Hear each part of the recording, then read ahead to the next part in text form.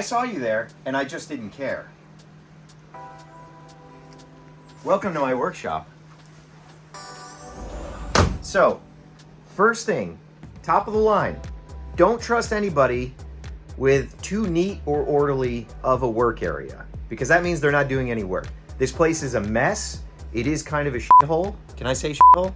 And it's that way because so much work gets done here. This is an insane assembly line.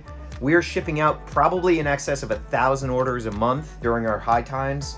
And because of that, I don't have time to be neat and pretty. Things are stacked everywhere, but this is the space as I need it to be. It is a organized chaos, if you will. So right off the bat, when you walk in here, I have this bin of old Toy Biz figures. And I love this era of Toy Biz. And I just kind of keep these out in the open because they constantly inspire me. These are not like the best made toys. They're not always the best sculpting.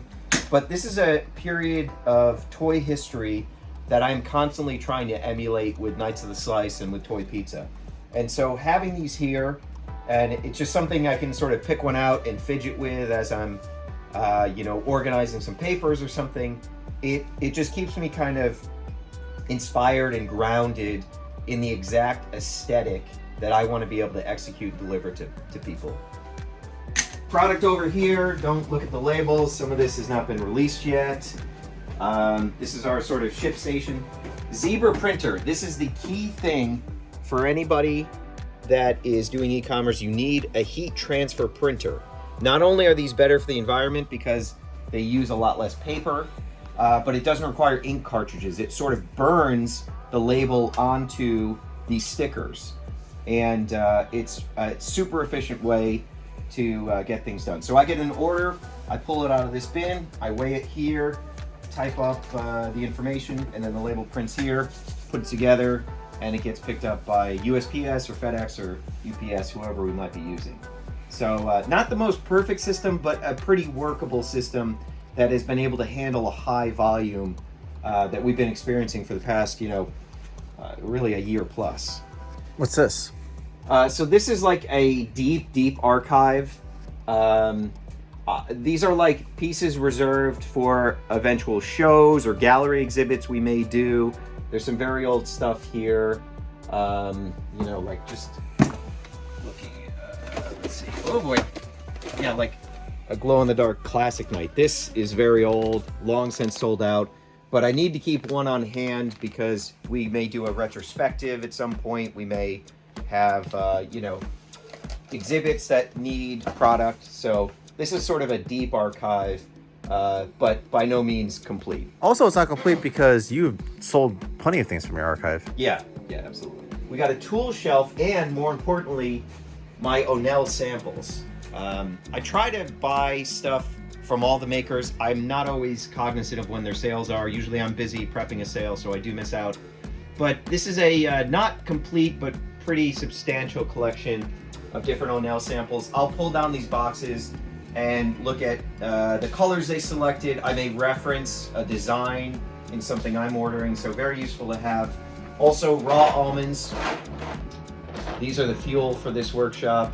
Matt Dowdy is also a big believer in the power of raw almonds. Very good for you, very good health. It's also an aphrodisiac. Yeah, I'm gonna go on record say that. A bunch of packing supplies, very informally stacked here. Now we're about to do a very big fulfillment, and all this is gonna get used, and this will be completely clean in a couple days' time. And it's unfortunate it's blocking this beautiful display from our friends at Clutter, but there's limited space here. We got to utilize every square inch. It's got stuff that I love. Obviously, Toy Biz is really heavily represented here. Monsters in My Pocket, fantastic line. Our Mars Mountain Diorama, this was made by a fellow Squire the Slice, Scott Page. I believe he's still making these too, and they're really fantastic pieces. Got some Warhammer figures, Guyver, Commando, very important, influential figure to me. Up here we have some of our synths. We have some of our Super 7 collab and a lot of boxes. Every square inch is sort of hiding different packing materials all over the place because we burn through so many of them. It's crazy.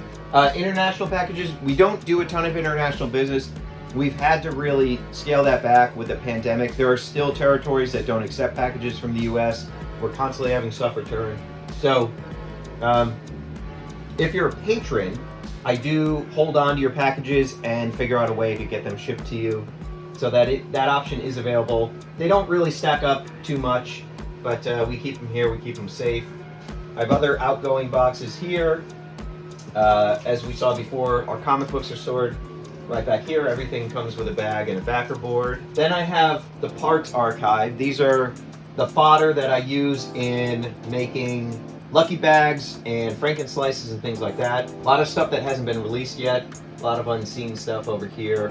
When I have time and I don't have any orders to fill, I like to come out here and I pull out all of these bins and I line them up the entire length of this workspace. And then I just go through and I start to figure out what combinations of colors and parts make an interesting character. And that's how I created General Q, which was such a fantastic and popular character. That was from doing this exact process, having a day free where I could just lay all that stuff out and build something new. That was a character created on the spot. So an order gets printed out. I got it right here, and then I come over to this whole area. This is usually free and clear, and I've written little letters here. So I just match up the order name with the letter of their last name, and then I stack them all up in order, and I come through and just fill everything. So alphabetically, so this is Walter White with a W, and then goes down the line. It's also worth noting I print 2 orders per page to cut my paper usage in half, because I love Mother Gaia. Under here is product. Some of it is soon to ship, some of it has been sitting here for a very long time, waiting for its moment to make its debut. I got some capsules over there. Regular figures over here. Usually this is kind of separated by Hackerman, Hyper Knight, Old Knight, etc. But in practice, that kind of gets misaligned all the time. I'm kind of grabbing boxes, pulling things out, switching things, so it doesn't really stay quite so organized. But I try to have stuff that's coming out soon right here, and then deeper pieces that will come into play in a year's time or maybe later over on that side. I do my best to keep it separated by style, but again, this is a very fluid process, so it doesn't stay that way for very long. This is just a little sticker slide. Rip it. More or less inventory as things come out of their boxes, and They get broken down into smaller containers. Broken down in smaller containers, like the King's Dog, 33 pieces left. Check. Almost. And then moving along, so same thing, Hackerman material, as well as Hong Kong Hackerman, Mars 33.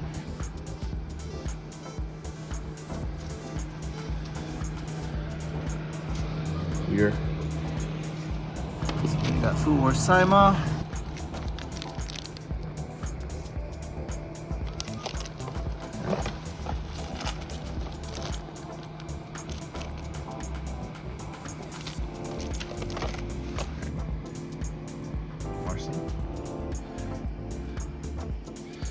And then over here is all previous action figure of the month boxes that you know and love. Zuniceratops got some fan art here. What's the story behind this? Shikan, this is one of the very rare resin pieces sculpted by James Groman, who also did our Shikan figure for Robert Cross. And Neon Strikers, good Patreon to follow. We got our buddy Omni Resin. Oh, it's falling off the card. Dick Jones right there. And now we're going to do something that's never been done before. This is an exclusive to this video. I'm actually going to make Nicky do some of the work here, and we're going to build together some of the action figure of the months for Joom. And by Joom, I mean I am slightly dyslexic, so I spell things wrong all the time.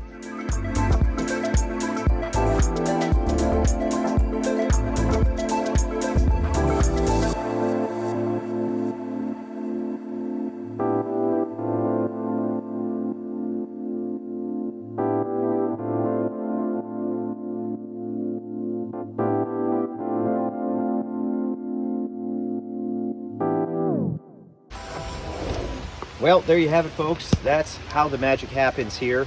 Just duplicate that by, I don't know, a couple hundred times, and you got a full month's work at Toy Pizza. So thank you guys for your support.